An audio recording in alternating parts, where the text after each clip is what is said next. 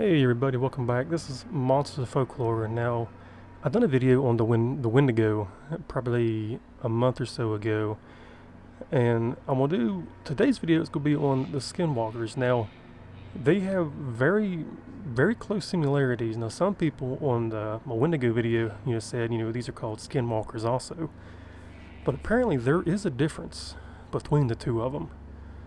And I'm going to tell you some pretty cool, interesting facts that I've been looking up about the Skinwalkers. And here we go. Now, the Skinwalkers are evil shapeshifters. They are a mainstay in Navajo tradition and legend, although the Navajo tend to keep their culture to themselves, and indeed consider it dangerous to speak openly about the mythical creatures with outsiders. Some of the eeriest facts about Skinwalkers have managed to creep out into the culture at large. Now, these are some of the freakiest Skinwalker facts that I managed to pretty much compile after browsing a handful of websites. Skinwalkers are actually known as witches in the Navajo culture, and they used to be humans apparently. Some traditions suggest that they'll steal your very skin. Skinwalkers can transform into any kind of animal, including you. Don't even think about looking at a Skinwalker in the eyes. That's how they absorb themselves into your body and then control your every move. The Navajo tribe is notorious for not talking about Skinwalkers to outsiders.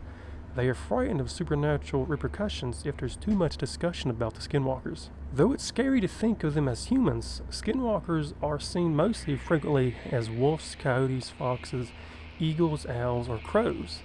Be careful next time you stare down a wolf, because it could be the very last time you do that. Now, what's really cool is there is a ranch in Utah called the Skinwalker Ranch because there have been so many sightings of the Skinwalkers in this area. So from what I've gathered, they're most frequently seen, I guess, out in Utah. But now, there has been other sightings, of course, all across America. The word for Skinwalker in the Navajo language is, now I'm going to get this wrong, I'm going to tell you that right away. Naaldlooshii. Like I said, I probably said that wrong. And some of these words are pretty out there. But the word translates to he who walks on all fours. And which really makes the next fact, though, much more horrific. Skinwalkers can run far greater distances than normal people. They're said to be able to run 200 miles, basically at a time. So when they start running, they can run for up to 200 miles. So you really have no chance to escape. Stay away from graveyards now, my friends, because Skinwalkers like to hang out there while they dig up graves quickly. But now, why dig up graves, you ask? Some Skinwalkers can take the powder from corpses and then use that dust as poison on their victims. Oh boy.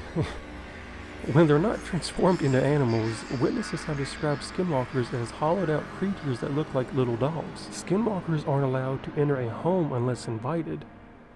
Now, so, I guess it'd be pretty complicated, but the way I see it, if a stranger comes to your house and just blatantly asks to come in, would you really let somebody come in that you did not know or have never seen in your entire life?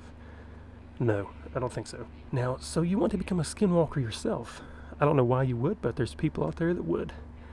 There are many different theories on how they come to be, but the most prevalent speaks of an official ceremony where people become Skinwalkers through a gathering with specific charms and chants. One of the ritual acts to become a Skinwalker involves killing somebody and then eating their flesh. One of the ritual acts to become a Skinwalker involves killing and then eating someone very close to them.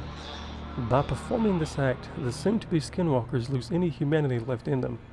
But beware, once you become a Skinwalker, you cannot undo it. If you can get past their endurance, shape-shifting abilities, and possible coven, it's said that you can kill a Skinwalker by calling them by their true pre-Skinwalker name.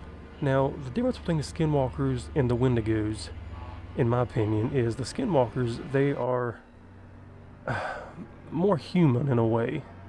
Their similarities, though, are very close because, as before, if either one of them, if you eat somebody's flesh, you'll become either, to me, a Skinwalker or a Wendigo. It's so hard to try and stay on the topic of just one or the other because the similarities are very, very close. But this is the difference, I guess, in what a Skinwalker is. You can watch my Wendigo video if you want to, and then maybe you can figure out some key differences. But either way, either one of these is very just horrifying to become, because if you go out in the woods and you eat somebody, you could either become basically a skinwalker or a wendigo. It's pretty crazy that you don't know if these things truly are real or not, but I mean, they could be. You know, what's your take on the Skinwalker? Have you ever heard of them? You know, let me know down below if you want to. But that's the monster folklore. If you enjoyed the video, you know, leave a like, subscribe, and all that stuff. And I'll probably put a card or an end screen for the Wendigo video, just where you can enjoy that one as well. But thank you, and I'll see you later.